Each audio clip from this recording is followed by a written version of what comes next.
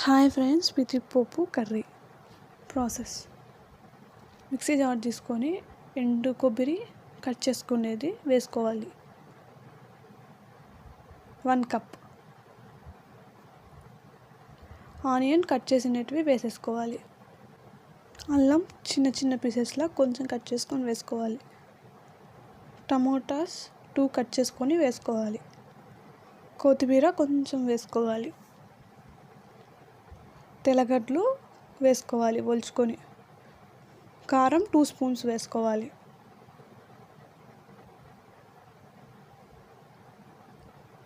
చెక్క లవంగాలు ఒక 4, చెక్క ఒకటి చిన్నది, లవంగాలు ఒక 4 వేసుకొని మిక్సీ పట్టాలి.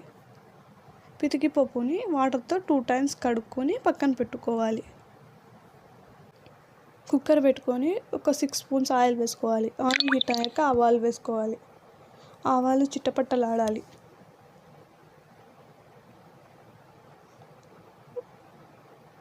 ఉల్లగడ్డలు చిన్న చిన్న పీసెస్ కట్ చేసుకొని వేసుకోవాలి. వంకాయలు కూడా చిన్న చిన్న పీసెస్లా కట్ చేసుకొని అవి 2 కట్ చేసుకొని వేసుకోవాలి. ఉల్లగడ్డలు అవి 2, వంకాయలు 2 మిక్స్ చేసుకోవాలి.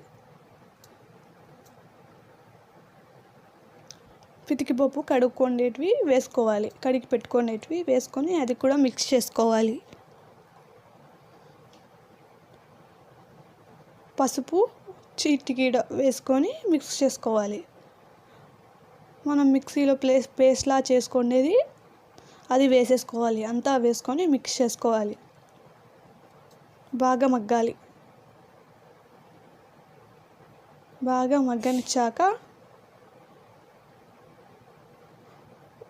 1 స్పూన్ రాళ్ళుప్పు వేసుకొని మిక్స్ చేసుకోండి.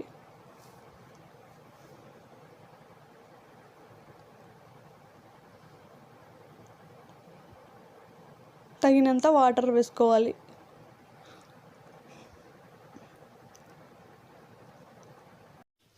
కరివేపాకు వేసుకోవాలి.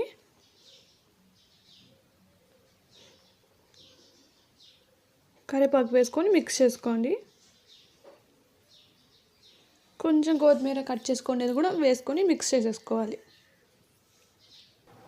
మిక్స్ చేసుకొని కుక్కర్ మూత పెట్టుకొని 2 విజిల్స్ వచ్చేదాకా పెట్టుకోవాలి.